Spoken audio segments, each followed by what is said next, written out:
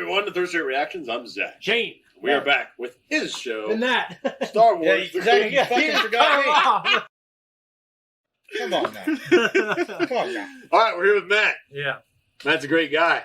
He's also a big guy. He lifts a lot of weight. I can be a great guy sometimes. He's seen it. I've seen it. He's going for the I first ain't time. seen shit, Yeah. Jack. So, But one of your favorite characters is Tarkin. Oh, yes. We get to see him. We get to see Carbonite freezing, and we get to see, assumingly, him and Anakin kind of meeting for the first time. yes, So. and I'm very glad for it. Yeah. There are a lot of things that Star Wars are picking up for me here lately. Well, I'm glad. I don't say it's a fan favorite, but I really like it because I like Tarkin and I like the Carbonite stuff, and I really love Ugnaughts. So I want to do that. I want to do the Ewok idea. I want to do the Ugnaughts too. Wasn't that what Nick Nolte, the little thing he played, was an Ugnaught? Yeah, he was Ugnaught. Yeah. Yeah. Okay, cool. Let's keep going. All right, let's do it. Anything that can go wrong will. That's the fucking Murphy's Law. Yeah. No, Murphy's Law, anything that can happen will happen. Anything can go wrong will. I thought it was anything that can happen will happen. Well, it's translated now into anything that can go wrong will go wrong. Yeah.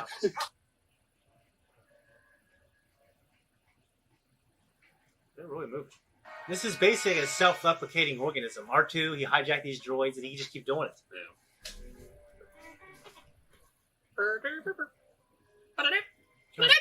I can't remember what the mouse droids are really called. But yeah, we got a mouse droid. You stand straight up. Yeah, you could. Not so good at being tall now. Easy to Obi-Wan. Look, everyone else is crouching down You and just walking stand normal. up. Like a little fucking gremlin in there. We've already been given the go-ahead by General Skywalker, sir.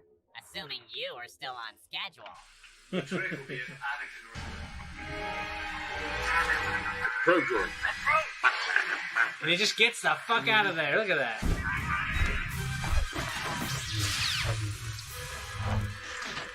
Did you get it? Security doors, move or you'll be cut in half. Oh. The clones always have these deaths. That'd be a gruesome way to go, getting chopped in half. That was a great scene. Yeah. Let's not keep him waiting. He's already waiting, sir.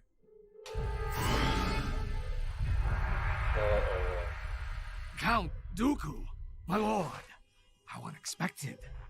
You may cease the propriety, Commander Sobek. I understand there is a problem with the Jedi Dispense With the name pleasantries, Darth Commander. Tyrannus, why the hell would you still I go know. by Count Dooku? I sent you that, yes! Why? I think it's how he gets his inheritance and Well, also it's probably like the whole... They're not aware he's a Sith Lord, really, other than a select few. Don't ever surprise me with the transmission from Count Dooku. I need time to prepare. Yes, Commander. he really threatened. That sucks.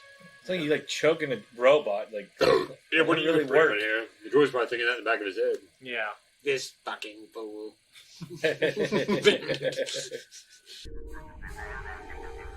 I love hearing the pro droid Yeah. jargon. Sneaky Anakin up there. So my dad did when he whooped my ass at one time. He's up on the wall. Remember that? Was that the one with the flaming belts? Admire such a horrible place. Ah, you reveal your short-sightedness. This ordeal only demonstrates how effective facilities like the Citadel are. Pity it ended up in separatist hands, and not ours. He has a point. All right, Snips. I need you to lead the group. Agreeing with him. Keep following. We've received a coded transmission. Apparently, They split up into two groups. I never noticed that.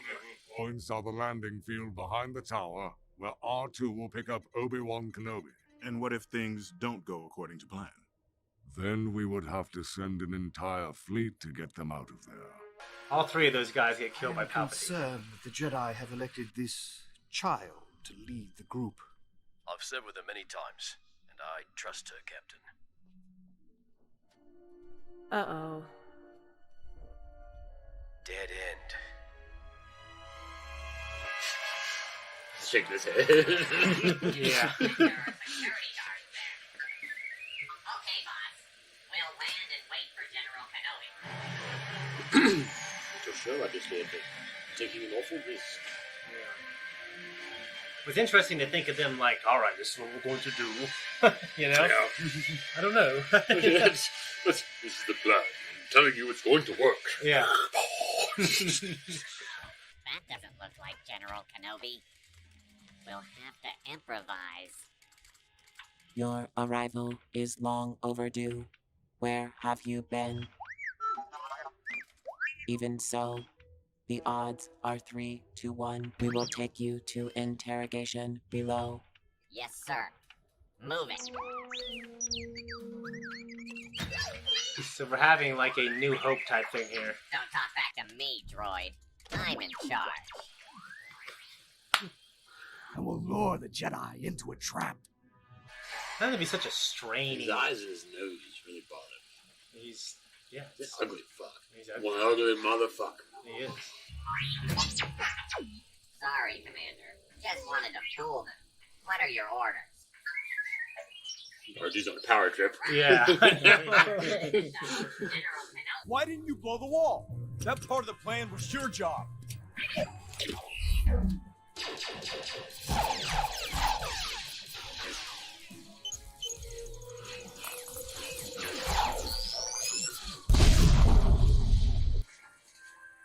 Clever girl. I know, right?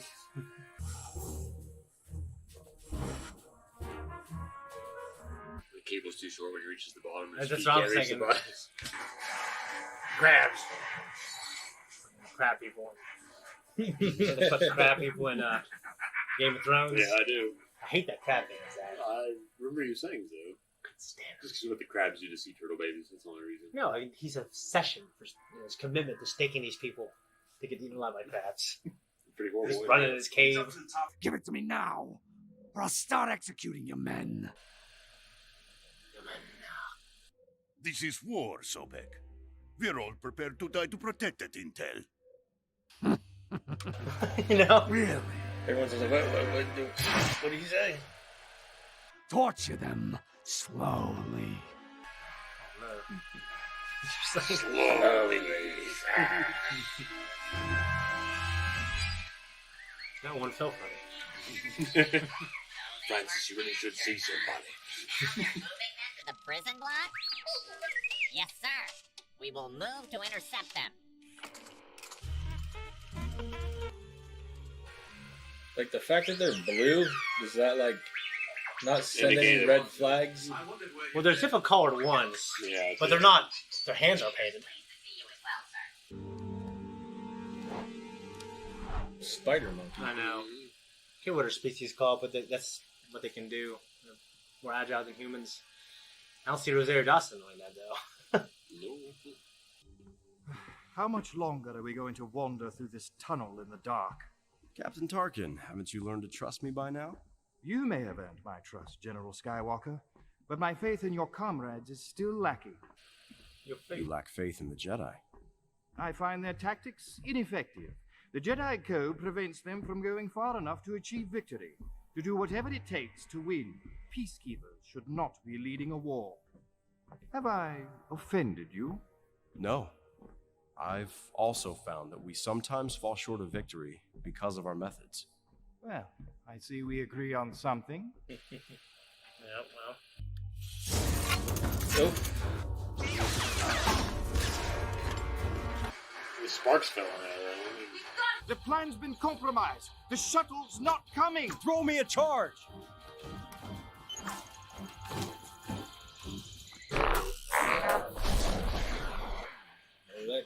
That would just keep going. Yeah, right? Maybe there's different cells. Plan B. There's a plan B? There's always a backup. Always a plan B. What did you just say? We think they might have gone Sir, to the... Count Dooku commands you to contact him immediately. Inform Count Dooku that I am unreachable. Send all units to the airfield. Wait. The prisoners are escaping with reprogrammed battle droids. Let no one on board that shuttle. That's a nice sound. Yeah, I do like those cannons.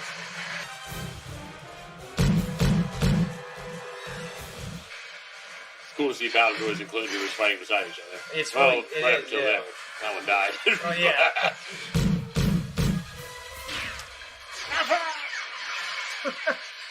Sorry, I'm late. How nice of you to join us. If we don't take them out, they will use them to destroy the shuttle and prevent our escape.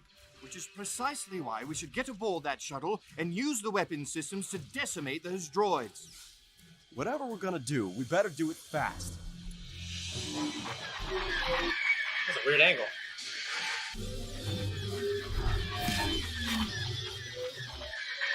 That's a funny image. Sort of like when Yoda's on freaking Luke's back. Yeah.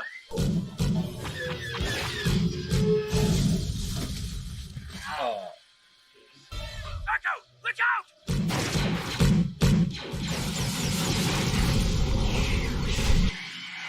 Jesus. Echo! We have to go now. Been around for a while. Yeah. We'll need to hold out until the Council sends a ship. Not a problem. We beat them once. We'll beat them again. This landscape is almost impossible to cross. How are we going to get to the rendezvous point? That is the trap of the Citadel. It was designed so it would be almost impossible for fugitives to get off the surface, even if they escape the tower. How lucky we're not just any fugitives. I hope you're right.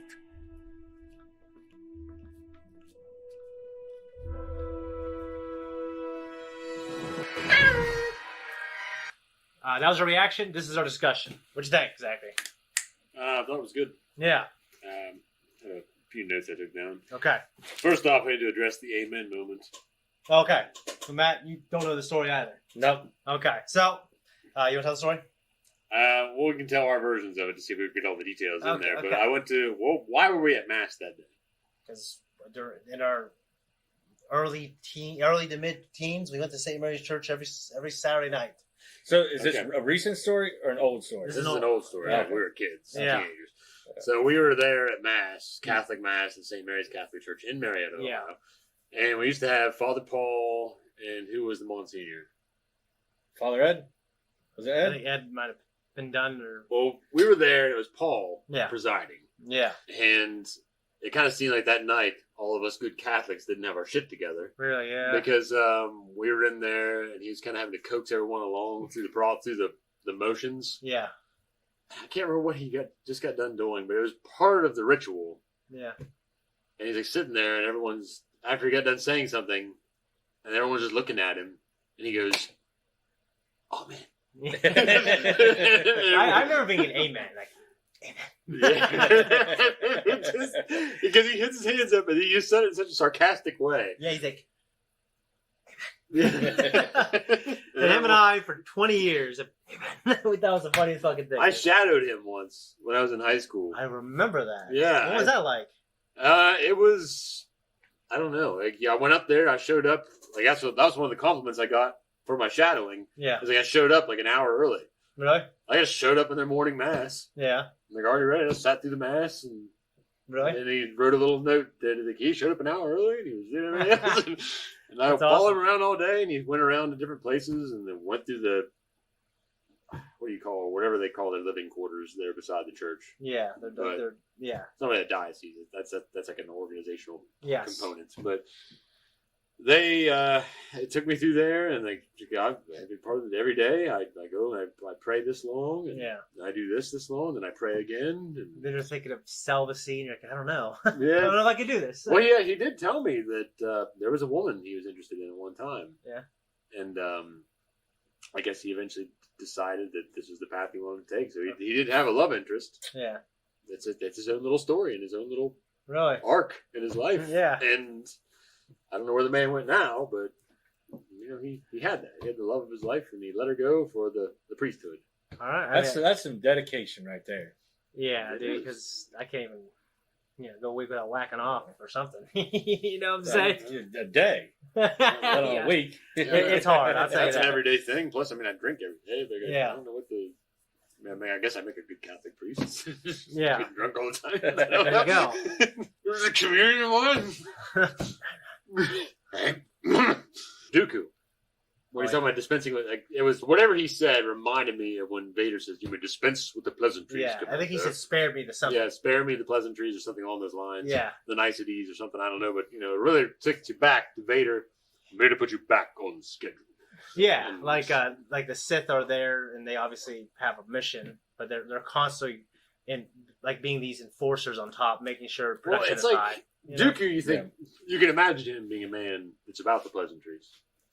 Yeah, but I think there's Vader, time to work and there's time for pleasantries. Well, I know, but Vader though, he's definitely not. Vader's never about any pleasantries. Yeah, Anakin or Vader have never been about pleasantries. No, unless he's dealing with Padme. Yeah, Padme was his one thing he Pleasantries had abound. in his life, and then Yeah. after that, it seems like Vader and Sidious, and I'm kind of glad. I don't want to see Vader sitting there watching TV. Really, they don't show him taking a shit. No, Yeah. that's where I thought they went wrong in the prequels, when showing Yoda throw how do you Palpatine over the desk. How do you think he takes his shit in his suit? It just do you think he's got a colostomy bag in there? Yeah, he does. He does have a colostomy bag, and he has all these catheters, and he just goes and he gets cycled out. He gets emptied out every day. Yeah, all it's these a hell of a droids. thing. Yeah, it's called syntheflesh. Because he's a burn victim, he has syntheflesh that grows over his old wounds, and it never heals right. So it always rots, and he always has to get scrubbed down. Ugh. And he never really can sleep very well because of voice. The breathing keeps him up. And the way it's hardwired into his chest, the way it expands, it scrapes his raw nerves, and it never heals. At least that's what was described in the no book. wonder he's always such a bitter, angry man. So I love Dooku. Actually, Dooku is becoming one of my favorite characters in all of Star Wars because of this series in particular. I always liked him growing up. But the Christopher Lee fans. I can have him drink wine and be snobby. But I want Vader and Palpatine to kind of, they're more. I don't want to see that humanity really. Once Anakin turned. Well, no, because Dooku, yeah, obviously he embraced some refinement from his heritage. Yeah, well, Dooku didn't become a Sith until such later on in life. Yeah, and I think he felt like he was doing it for the right reason at first. Right. Yeah, because men like Palpatine, he played the game. Yeah. And he played it. Yeah. Well. He fooled everybody. Yeah. Took power. He's the coolest. He can be the guy that dispenses pleasantries, but really, Yeah. what he honestly is a pragmatic, Yeah. cut and dry guy. Vader, same way. He's more of a better heart. and he's more of a machine, And literally. then Tarkin, Yeah. is more like, no, it's got to be this. It's all strict, like Matt said in the last reaction. He's all about the job. Straight by the books. Yep. Exactly. So, And, I agree. The shields in this episode, how they can move the blasters through them, but Yeah. the blaster fire couldn't penetrate the shields. Yeah. Really reminded me of Dune, and I haven't read the book. My daughter's bought me the first volume, and I haven't started reading it yet. Yeah. But the way the shields work, you have these shields that are are pretty much around your body. Yeah. Let's say, but it's not like a bubble. Okay. It's like it forms. I think I around your remember body. You think those shields work like the bubbles do? Like slow moving things can penetrate it? Have you seen Dune? But that's what I'm saying. In Clone Wars, they do explain with the rockets, right? Yeah, And shit. right. Okay, well, it's the same principle, and I wonder if Lucas got that idea from Dune. Right. I mean, Because if it's in the book, I haven't. yeah. I know this was inspired by Dune. We have Spice. We have the Dune Sea. Yeah, so I have to wonder if the shield technology, the ray shields and shit, maybe not the ray shields specifically, but the other shields that battle droids and shit use, Yeah. if that's been influenced by that. Because, in Dune, slow moving shit, like a knife or something can penetrate those shields. Yeah. But a gun or like something a fast cannot. moving bullet or Yeah. And That's a good pull, Matt. only other note I got, a book I preached a lot on this channel, Mhm. but The Mask of Command Mhm. reminds me of styles of leadership. Yeah. And I noted Tarkin and Anakin. Anakin, whereas we've addressed it before, is more heroic leadership. Yeah. Very Alexander era. Yeah. Leading from the front. Yeah. Example to his men. that's how all leaders should be. Well, there are different varieties of leadership, though. You have not like the leaders now that just sit in their fat castles and just watch all the common folk. well, there's heroic leadership, which is the old school style. Yeah. You have the anti-hero, who more or less he's there to do his job. Yeah. And he might get in the line of fire, he might not. Yeah. But he's not going to be. He's unenthused. Yeah. Okay. And then you have the unheroic leadership, which would have been like Ulysses S. Grant or somebody that It's more You mean like it's more like a manager.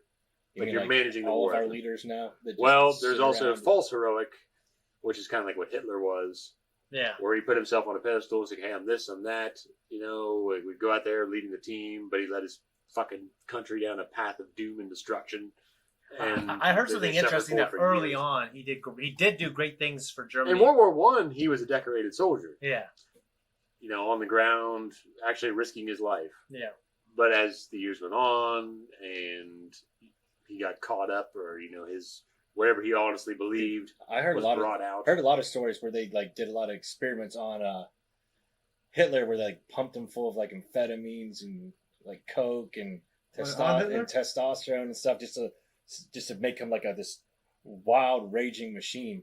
Yeah, Well, we did- I know at that work, Nazi soldiers and at Blitz- work we had one of the guys told me about it, how they did, like pumped him full of all kinds of wild stuff. Well, I know that a lot of the Nazi soldiers in the Blitzkrieg into France, that they were pumped full of amphetamines and shit, right, to keep them going, right, because like, they're rolling those tanks. Like France never stood a chance, right? Yeah. Like they just rolled through that fucking country. Like when and all their no, just keep going.